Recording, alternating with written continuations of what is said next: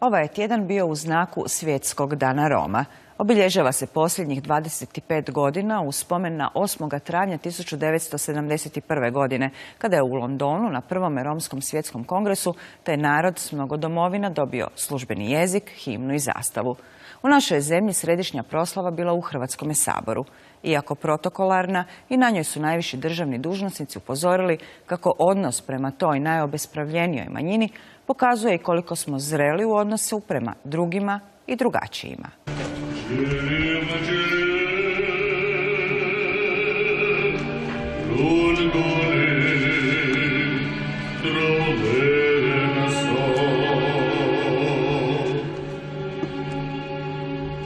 Romska himna uz Hrvatsku u Hrvatskome saboru uz prisutnost najviših državnih dužnosnika.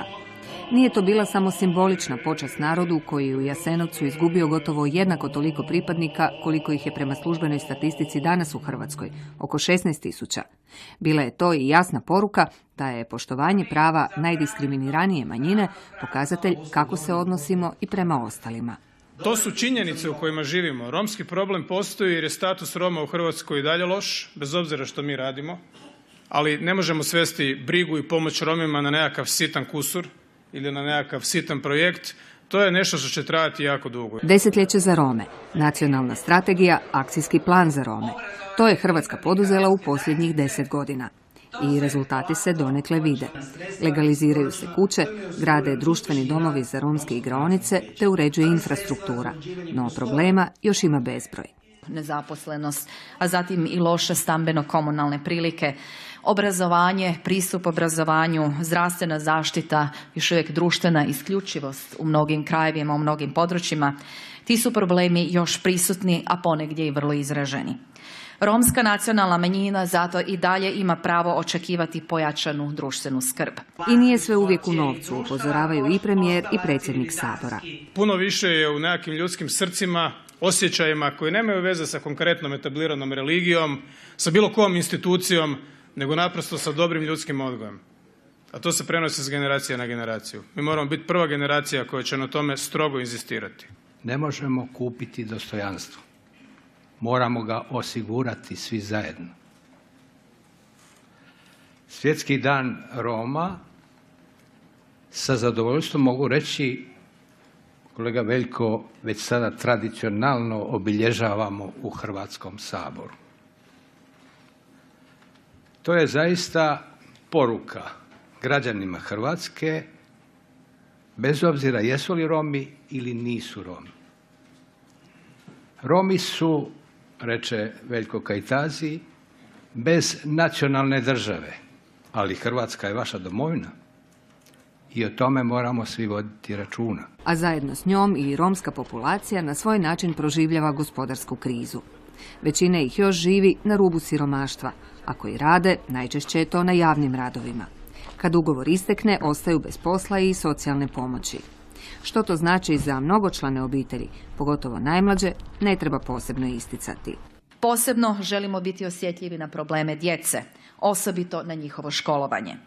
Što veća uključenost romske djece u obrazovni sustav, ne samo u osnovnu, već i u srednju školu i na fakultete, najbolji je put za izlazak iz društvene izolacije ili pak u pojedinim slučajevima i samoizolacije i za punu afirmaciju Roma u ukupnost društvenog života. Na tome možda najintenzivnije rade sami Romi. Nastoje uključiti najmlađe u obrazovni sustav, pa ih sada znatno više kreće u školu. No problem je kako obrazovanje privesti kraju, jer mnogi odustaju u 5. razredu, a umjesto 4-godišnjega srednjoškolskog obrazovanja i nastavka školovanja, službe za profesionalnu orijentaciju preporučuju im 3-godišnje srednje škole. Istodobno promiču i obrazovanje na romskom jeziku. Pri Filozofskom fakultetu Sveučilišta u Zagrebu smo uspjeli uvesti romski jezik prvotno kao izborni predmet romskog jezika 1 i 2 i književnost i kultura Roma. A od ove godine i romološke studije uz otvaranje Europskog centra za romske studije. Ovo je ogromni korak, s obzirom da ćemo kroz nekoliko godina imati školovane i stručne kadrove obrazovane za predavanje romskog jezika. To će, kako je istaknuo, omogućiti kvalitetnu provedbu obrazovanja Roma na vlastitom jeziku, što je nužno za njihovo osamostaljivanje. A upravo činjenicu da su romska djeca dvojezična, a često i višejezična, ističe mreža potpore romskoj djeci Rein Hrvatska. No kako je riječ o romskom jeziku i bajaškom rumunjskom, kod djece se taj potencijal ne smatra bogatstvom i prednošću, već zaprekom njihovu razvoju i integraciji u društvo. Mreža upozorava kako je potpuno netočno često mišljenje da komunikacija na prvom jeziku onemogućuje djeci da ovladavaju hrvatskim. To samo dodatno produbljuje jaz između malenih Roma i ostale djece, a za svako je dijete važno da okolina prepoznaje i cijeni njegov identitet. Stoga trebamo njegovati pozitivno stajalište prema njihovu prvom jeziku i podrijetlu, kako bi mogli izrasti u sigurne i uspješne ljude. I upravo je to put kojim je krenuo profesor likovne kulture Mario Dimić iz osnovne škole Fran Koncelak iz Drnja. Na Svjetski dan Roma publici je predstavio izložbu radova učenica 8. razreda Romane i Tamare Oršoš. Teme su bile stihovi romske himne Đelem Đelem. I Romi u Podravini obilježili su svoj dan u jednoj maloj školi u Drnju velikim projektom. Izloženi su radovi Tamare i Romane Oršoš. Prikazali su manji dio romskog života i tradicije. Inspiracija romska himna Đelem Đelem, što u prijevodu znači idem, idem. Govori o toj selidbi, da se Romi voli seliti. Oni su nomadi, kako bi rekli. Oni idu na daleki put, osjećaju druge ljude, imaju šatore, nemaju obične kuće, šatore, samo neki. A tehnika neuobičajena. Tempere, kolaž i markeri i novine. Ja sam nacrtala 3 siluete čovjeka, Roma, i napravila sam i do ramena, da smo napravili neke kao vezove, da smo ih obojili temperama, da to je naši Romi vole nositi šarenu odjeću i to je naša kultura biti i pokazuje tu sreću. Sretan je i njihov mentor, profesor likovne kulture Mario Dimić. Uspio je još jedanput dokazati da uz malo volje i talenta nastaju radovi vrijedni divljenja. Zašto mi ne bi ne ilustrirali, već likovno malo prikazali, oživjeli romsku himnu Đelem Đelem. Obzirom da je meni i privatna inspiracija muzika za moje radove, pa sam išao motivirati učenice da to napravimo. Otvorenju izložbe prisustvovali su svi učenici škole, a među njima je 19% djece upravo romske nacionalnosti. Od ove godine prvi put Romi su uključeni i u predškolski odgoj. To je vrlo važno jer ne poznaju dobro hrvatski jezik. Sada je napredak ipak vidljiv. Nekad i danas velika razlika. Nekad se tražilo djecu po naseljima, nije se znalo praktički da postoje. Danas se lako dođe do djece, danas ipak službe odrađuju svoj posao. U ovoj školi u Drnju 8. razred svake godine u prosjeku završava 3 Roma. A poznavanje jezika i vlastite povijesti presudno je za očuvanje identiteta i put je prema toliko spominjanoj integraciji u društvo. Nažalost, integracija ovisi o volji većine, a ona pak umnogome ovisi o znanju o manjini. Upravo je zato Romsko kulturno-umjetničko društvo Darda u sklopu projekta Solidarnost, društveni kapital u lokalnoj zajednici, organiziralo otvorenje izložbe fotografija poznatih Roma diljem svijeta. Riječ je o izložbi koja promovira kulturu Roma, a cilj je ukloniti stereotipe i predrasude o ovom narodu. Mnogi se iznenade kada čuju da su romskog podrijetla primjerice Pablo Picasso, Ava Gardner ili Natalie Wood. Imali smo 22 mladih koji su radili na samom istraživanju. U pitanju su Romi širom svijeta. Bilo je tu, moram priznati, iznenađenja. Recimo sami gospodin Ronnie Wood, koji je član poznatog benda Rolling Stonesi, gdje je sam potvrdio priznao da ima romsko podrijetlo. Posebna pozornost posvećena je Romima s našeg područja. Pa to je naša želja više, znate, sad kada bi uzeo pojedinačno pričat, recimo sama Vida Pavlović je romska pjevačica koju smo mi Romi na Balkanu proglasili kraljicom romske muzike. Naravno da nam je bitan današnji dan i mi smo odlučili pokazati neke svoje ono što radimo na današnji dan i prikazati svoj rad. Iako se za brojna poznata imena ne može posve sigurno tvrditi da imaju romsko podrijetlo, mladi su u ovom istraživanju uživali i namjeravaju ga nastaviti. Imali smo 2 istraživačke radionice, dobro smo obavili svoj posao i zadovoljni smo uspjehom. Kako ste istraživali, na koje sve način? Pa preko interneta koristili smo razne stranice, forume, Wikipediju kako bi došli do informacija i putem toga smo najviše radili. Što vas je najviše iznenadilo? Pa iznenadilo nas najviše to što smo otkrili, znači da su slavni ljudi romskog podrijetla, znači nismo ni znali za te ljude da su romskog podrijetla. A program je uljepšala i mlada Darđanka Elizabet Takač, koja je na svoj način pokazala kako su Romi vesel narod koji voli pjevati i plesati, sve to uz mnogo strasti. Jel glazba liječi? Ona liječi slomljena srca, liječi tugu, pomaže pri boli, ali isto tako i kad smo sretni. Glazba jednostavno je sve.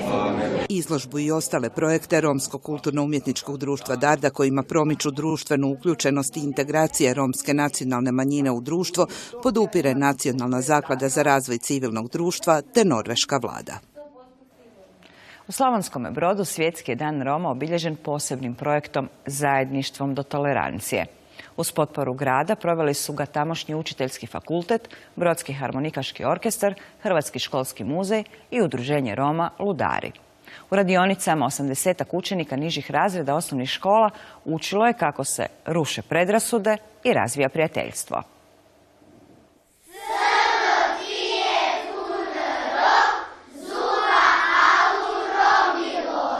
Ovako su brodski osnovnoškolci čestitali Svjetski dan Roma.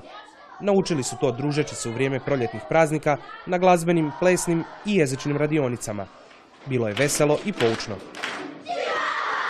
Meni se svidio na ove radionice. Plesali smo, pjevali smo i pravili smo kape. Puno sam naučio i imam puno prijatelja u školi. To je bio i cilj. Uz igru djeci pokazati da su različitosti bogatstvo koje se stječe poštovanjem drugih. Mi smo nekako poučeni iskustvom od prošle godine znali da će ovo biti jedna jako lijepa i dobra priča. Ono na čemu smo se bazirali ove godine je tolerancija i poštivanje različitosti. Puno smo s njima razgovarali o tome, pjevali pjesme sa tom tematikom koju smo nekako im pokušali prenijeti. I u tome uspjeli. O toleranciji ovi mališani razmišljaju sasvim zrelo. Ima neke djece koje imaju smeđe oči, koji imaju tanku kosu, koji imaju drugačije boje kože, ali svejedno smo mi svi prijatelji i ne obaziramo se na sve različitosti. Tolerancija znači da moramo poštivati druge, da im se ne rugamo, da nema veze kakve boje kože, kose, da moramo ih poštivati. Kad se s nekim družiš, kad imaš prijatelje, kad ih poštivaš. Ali pomogao je ovaj projekt i budućim nastavnicima. Vjerujem da će mi ove kreativne ideje koje je proveo Hrvatski školski muzej uvelike pomoći, kao i razne vrste radionica, između ostalog i ova glazbena radionica. I mislim da tema zaista prikladna i da su se djeca stvarno povezala ova 4 dana. Nema razlike među njima i da oni jedan pored drugog shvatili su u stvari da ovakav projekt ne mogu iznijeti sami, pojedinačno, nego da samo zajedništvo mogu ostvariti tako nešto. A što su ostvarili, pokazali su na koncertu u povodu proslave Svjetskog dana Roma.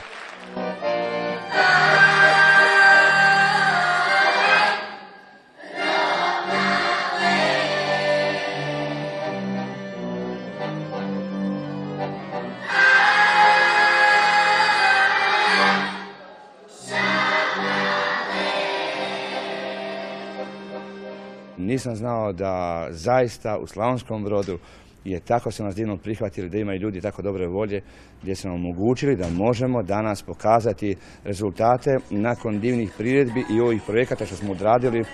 Bogat glazbeno-plesni program i puna dvorana najbolji su pokazatelji pobjede tolerancije i zajedništva nad predrasudama.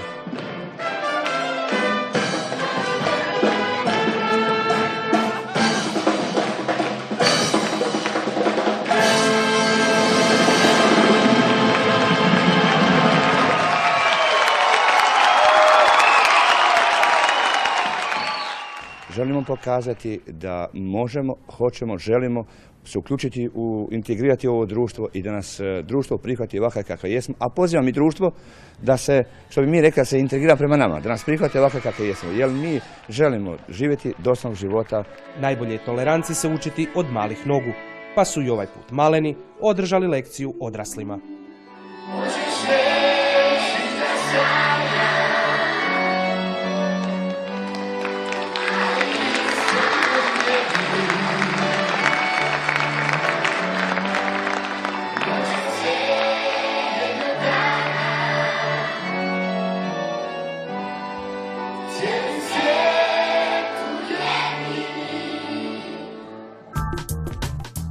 Out su netrpeljivost, predrasude i neznanje. In su tolerancija i različitost. Ukratko, prizma.